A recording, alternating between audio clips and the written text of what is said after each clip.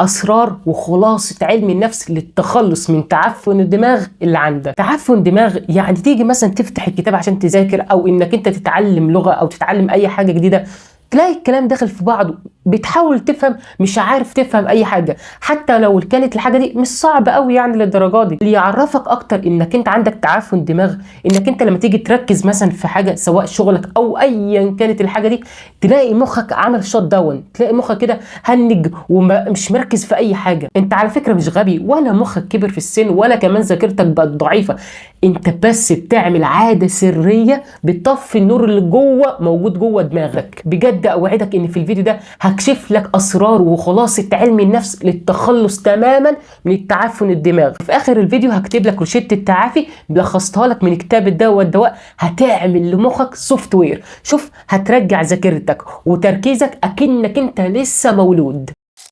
طمنا عليك، اهم حاجه زي ما انت عارف طبعا انا عموره ثيرابي كوتش ويهمني جدا راحتك النفسيه. اكبر كذبه الجيل ده عايش فيها وبيوهم نفسه بيها هي تشخيص نفسه باي مرض نفسي. يعني تلاقي يا سيدي اي حد مش قادر مثلا ان هو يركز 5 دقائق في الكورس اللي هو بيسمعه، او مثلا مش قادر يفتكر اسم الشخص اللي هو لسه مقابله من ثواني، تلاقيه يقول لك ايه، انا اكيد عندي ADHD او انا اكيد عندي تشتت انتباه مرضي. بس انا بصفتي الثيرابي بتاعك المسؤول عن صحتك النفسيه بقول لك انت مش عندك مشكله عضويه، انت ما عندكش مشكله في دماغك، انت عندك استنزاف.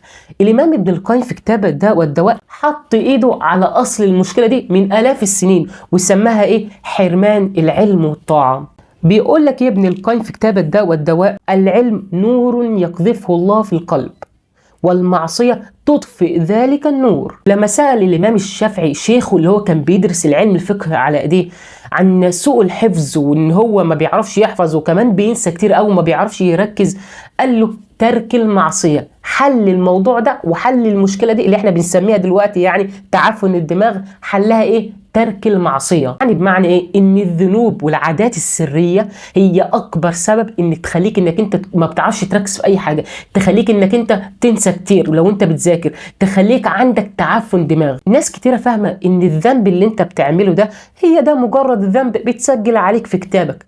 بس خد بالك، علم النفس الأعصاب اكتشف حاجة تانية كمان بتحصل لك لما انت تعمل ذنب أو تعمل أي عادة وحشة. علم النفس العصبي في أبحاث اتعملت لقوا ان انت لما بتعمل اي عادة وحشة او اي ذنب في كده مادة كيميائية بتضرب وتتفرز في مخك، اهو المادة الكيميائية دي هي اللي بتطفي النور اللي ابن القيم قال لك عليه، هي اللي بتعمل غشاوة على عقلك بتخليك تنسى كتير، بتخليك مش عارف تحفظ، تخليك انك انت مش عارف تركز في اي حاجة. اهو المادة دي بقى لو عرفت انك انت تظبطها تركيزك وفهمك هيزيد 10 اضعاف. هقول لك ازاي تظبط الماده دي كمان شويه، بس ركز معايا بس الاول في الكارثه اللي بتحصل جوه مخك دلوقتي علشان تفهم اكتر ازاي الذنب او اي عاده وحشه انت بتعملها بتطفي النور اللي جواك. تخيل ان مخك ده عامل زي استوديو تصوير كبير كده مليان كشافات اضاءه قويه جدا. او الكشافات الاضاءه دي بقى هي اللي بتخليك انك انت تفهم مسائل معقده زي في المحاسبه، او انك انت تحل مشكله انت واقع فيها، او تحفظ كلمات انجليزيه بسرعه، او انك انت تركز في اي حاجه انت بتعملها، او كمان تاخد قرارات صح في حياتك. الجزء ده في مخك بنسميه في علم الاعصاب القشره الجبهيه، ده مدير الاستديو. لما انت بقى بتدخل في دايره ادمان وفي بقى ادمانات كتيره بقى انت ممكن تكون واقع فيها وانت مش واخد فيها انك انت مدمنه، زي مثلا ايه، زي مثلا انك انت واقع في ادمان علاقه توكسيك، او واقع في ادمان مشاهده الافلام الاباحيه، او واقع في ادمان السكرولنج على السوشيال ميديا، انك انت تقعد تتفرج بالساعات ريلز بالساعات. لما تكون انت واقع في دايره اي ادمان من الحاجات دي، ايه اللي بيحصل لك بقى وانت ما تكونش واخد بالك؟ انت بتدخل تكسر كشاف من الكشافات دي.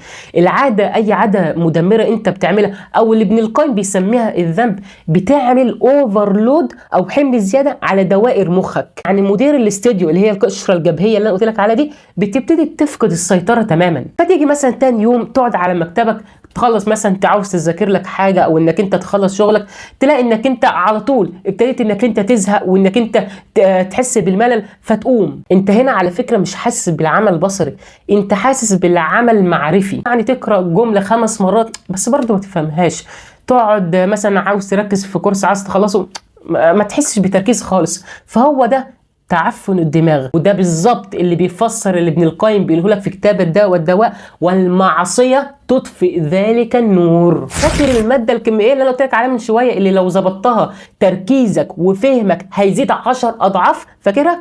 او السر هنا بقى الماده دي هي الدوبامين. طبعا انت عارف اصلا، اول ما سمعت الدوبامين طبعا عارف ان الدوبامين ده هرمون السعاده، صح؟ لا غلط. في علم النفس الحديث الدوبامين ده هو الهرمون المسؤول عن الدفاعيه والتركيز، هو البنزين اللي بيخليك انك انت تتحرك، انك انت تحقق اهدافك، انك انت تقوم من على سريرك تعمل اي حاجه مفيده. فلما تعمل ذنب في السر او تستسلم وتفضل مدمن عاده مدمره، فلما انت بتعمل كده انت كده بتاخد دوبامين رخيص، دوبامين خيالي ووهمي مش حقيقي. فايه اللي بيحصل كده بقى؟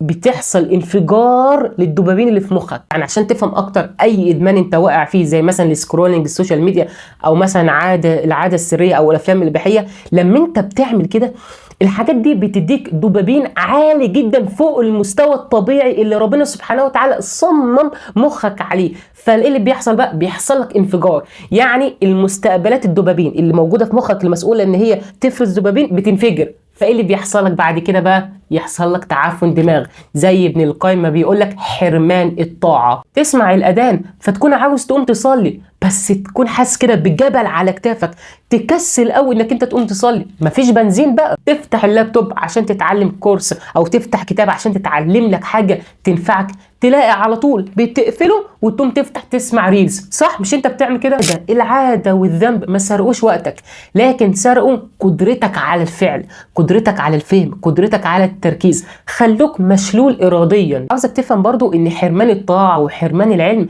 مش معناه ان ربنا بيطردك من رحمته، لكن معناها انك انت تكون عندك تعفن دماغ، معناها انك انت استهلكت كل طاقتك اللي ربنا مديها لك في الوحل، يعني في حاجات ملهاش لازمه، هي الذنوب بقى والعادات الوحشه المدمره لحياتك. طيب يا سيدي، ازاي نصلح الكشافات اللي انت حرقتها دي؟ ازاي تظبط مخك وتشيل تتخلص تماما من التعفن الدماغ؟ ازاي ترجع نور العلم والطاعة؟ ازاي ترجع تعرف تركز من تاني، وانك انت تعرف تمارس وتعيش حياتك من تاني؟ يجي دور انا بقى كثيربي ولايف كوتش المسؤول عن صحتك النفسيه، هكتب لك على روشته التعافي ميكس ما بين علاج المعرفي السلوكي CBT وحكمه ابن القيم في كتاب الداء والدواء، هتنفذها من النهارده. اول خطوه تعافي وهي صيام الدوبامين او التوبه العصبيه. الامام ابن القيم في كتاب الداء والدواء قال لك الخلاصه والحل بسهوله جدا، وهي ترك المعصيه، وعلم النفس بيفسرها لك دوبامين ديتوكس. شوف ايه العاده اللي انت مدمنها وغرقان فيها، شوف ايه الذنب اللي انت غرقان فيه وبتعمله، وعلى فكره انت عارف قوي ايه هي العاده دي، وامتنع عنها مده 7 ايام متواصل. طيب تمتنع عن العاده دي ازاي؟ بانك انت تملى فراغك. لو لاحظت هتلاقيك انك انت بتعمل العاده دي بسبب انك انت عندك وقت فراغ كبير فمش عارف تعمل ايه، فبتعمل العاده دي. فلازم تملأ فراغك، يعني لازم تعمل حاجات كتيره تشغلك على انك انت تفكر انك انت تعمل العاده دي. افتكر دايما الجمله دي: نفسك ان لم تشغلها بالحق شغلتك بالباطل. ربنا سبحانه وتعالى بيقولك في سوره الشمس: قد افلح من زكاها وقد خاب من دساها. ولو لاحظت انا قلت لك ابتدي انك انت تمتنع عنها 7 ايام، ولازم تركز انك انت تمتنع عنها وتبطلها 7 ايام. مش معنى 7 ايام؟ في علم النفس العصبي ده الوقت اللي المخ بيحتاجه عشان يبتدي يعمل ريستارت، اعاده ضبط، سوفت وير. مستقبلات الدوبامين اللي عندك اللي هي مسؤوله ايه؟ عن التركيز وعن التحفيز والدفاعيه. ثاني خطوه التعافي: اتحمل الم الانسحاب. اول 3 ايام هتوقف فيها العاده دي وهتوقف فيها الذنب ده، في حاجات هتحصل لك زي انك انت هتحس انك انت غبي جدا، وكمان هتكتئب وهتحس انك انت زهقان وعندك ملل ومش عارف تركز في اي حاجه. ابشر، انت كده ماشي على الطريق الصح في التعافي. ده يعتبر علامات اعراض الانسحاب من العاده دي. ده دليل يقولك انك انت بتتعافى من التعفن الدماغ اللي عندك. الضباب الموجود على عقلك بسبب الذنوب وبسبب العادات اللي انت مدمنها، لما بتبتدي انت توقف بقى الضباب ده بيتبخر، فده بيسبب لك الم، والالم ده ألم صحي، هو ده ألم التعافي. اقرأ صفحة واحدة، اجبر نفسك انك انت تقعد تلت ساعه على تسمع، انك انت تسمع كورس او انك انت تسمع بودكاست مفيد او انك انت تتعلم اي حاجه جديده. صلي ركعتين، او حتى لو انت مش حاسس بخشوع. الامام ابن القيم في كتاب الدواء بيعلمنا ان التعافي من التعفن الدماغ ده والنور بيرجع بالتدريج. كل ما تجاهد نفسك وتجبر نفسك وتصبر على الالم الانسحابي ده، كل ما في كشاف جديد بينور في مخك. اما اخر خطوه تعافي في روشته التعافي استبدال المعرفي. مخك بيحتاج يصدق انك انت رجعت من تاني، محتاج يصدق انك انت ابتديت تمسك الديركسيون. النهارده اتعلم لك معلومه واحده بس، او مثلا ذاكر لك 5 دقائق بس، او احفظ ايه واحده بس. خد بالك الانجازات لما تيجي تعمل انجازات صغيره زي كده، على طول ده بيبعت اشارات لمخك انك انت رجعت تشتغل من تاني. فيا صاحبي، العلم والمعرفه ده نور ربنا سبحانه وتعالى مديها جوه دماغك، فانت ما تطفهوش. والتركيز دي نعمه كبيره قوي، وانك انت تكون عندك القدره انك انت تقوم تصلي وما تكسلش، دي هديه غاليه جدا من عند ربنا. ما تخليش شهوه رخيصه تسرقها منك. فنظف استوديو حياتك علشان النور يرجع لك من تاني. بس عايز احذرك من فخ مرعب قوي،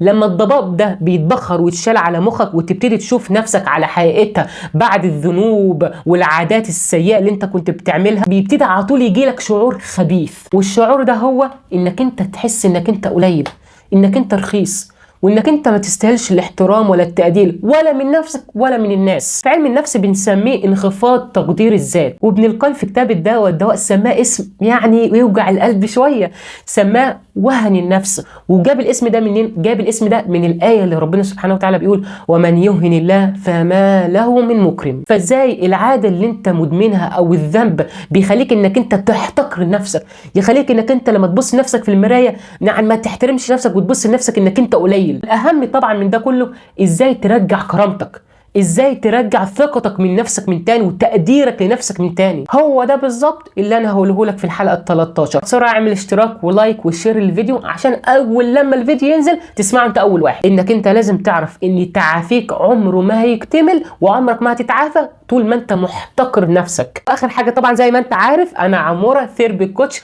ودي سلسله رحله التعافي.